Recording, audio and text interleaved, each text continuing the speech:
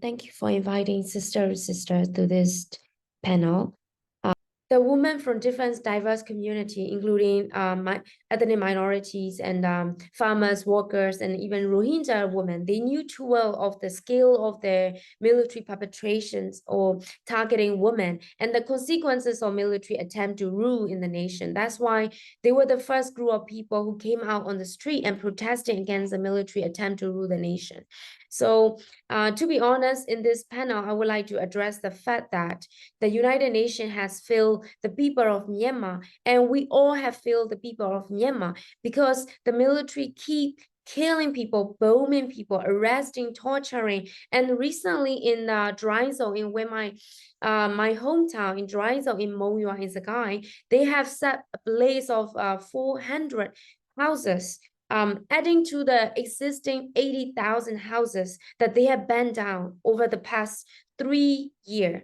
So, and they also have banned 4 people alive in this whole village. So the women are running for their life, and they are protecting their own kids and their community, as well as now with the enactment of the conscription law by the junta. The mothers are now suffering because they have to send their kids to the better zone where they have to fight for the military general, the criminals, and also they have to die for them. And at the same time, if they don't send their kids to the better ground of the military, then they will be punished. The families will be punished because of this conscription law. Many mothers are now crying. Many women are now suffering. And the whole country is in chaos right now. Many young people are leaving. And that is also causing many young women to be the victims of the human trafficker. And the woman, they said the junta has said in the law that they say, we're not conscripting women for now, and they say we're not conscripting married women. That has pushed many young women to marry anyone, and then family and also parents are now trying to force their kids to marry because of the conscription law. And at the same time, the military is now conscripting women. To be honest, it is they don't really obey their own law. They are not the ones that will just follow their own laws. There are so many extrajudicial practices in place in different area on ground, and they are conscripting women. We have been receiving different reports from the ground that the women are being conscripted at the same time, and they are targeting around 5,000 men and women will be conscripted. Every man, that will lead to like around 50,000 will be trained, and then they will be sent to better zone to fight against the different resistant forces and ethnic resistant forces, and as well as they will be used as a human shield. Based on the pattern that they have used in the past, they have been using women and men as a human shield so that they can survive as a military.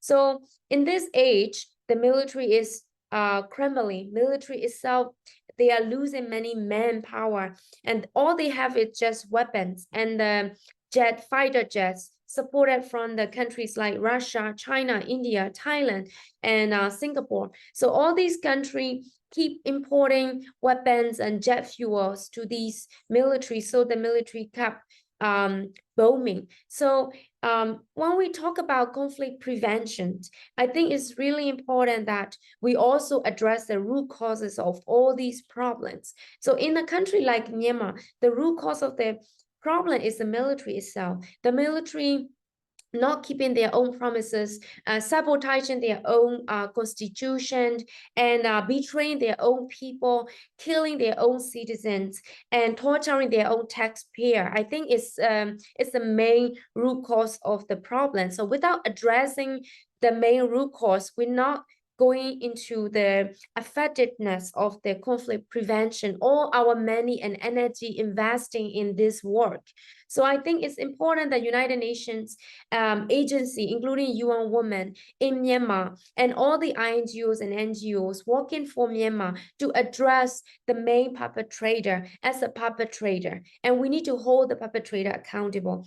Without justice and accountability, Myanmar will no longer be peaceful.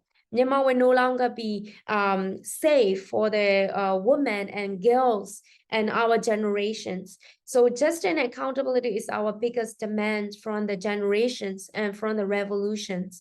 Without holding the perpetrator accountable, without addressing them that what they have done is wrong, and without telling them what they have done is impacting not just to Myanmar, but also to the conflict to the regional stability and to the global crime, to the global stability as well. Without addressing that, we're not doing any effective works.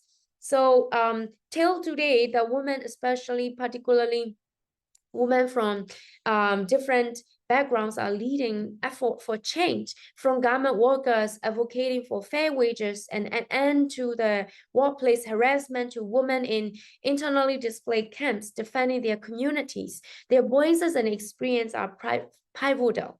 Despite facing torture and abuse in detention center, these resilient women persist in their activism. Recent events such as execution of prominent activist Nobe A and the imprisonment of filmmaker Shin Dae-wi underscore the urgent need for further research and action to address the gaps in understanding and supporting women's participation in post-conflict recovery and reconstruction efforts. So women, particularly mothers, are now grappling with the dual challenge of providing for their families and participating in the ongoing revolution.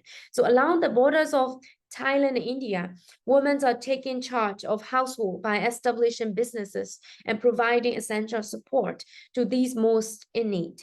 Initiatives like Sister to Sister, we have a menstrual strength project where women sue and our sister from the IDPs and the refugee, and they themselves are politicians. Now they are suing reusable menstrual pads for refugees and frontline workers, frontline defenders, soldiers, women soldier, and also those in the refugee schools, camp schools. So they exemplify the potential for grassroots efforts to empower women and rebuild community during post-conflict recovery.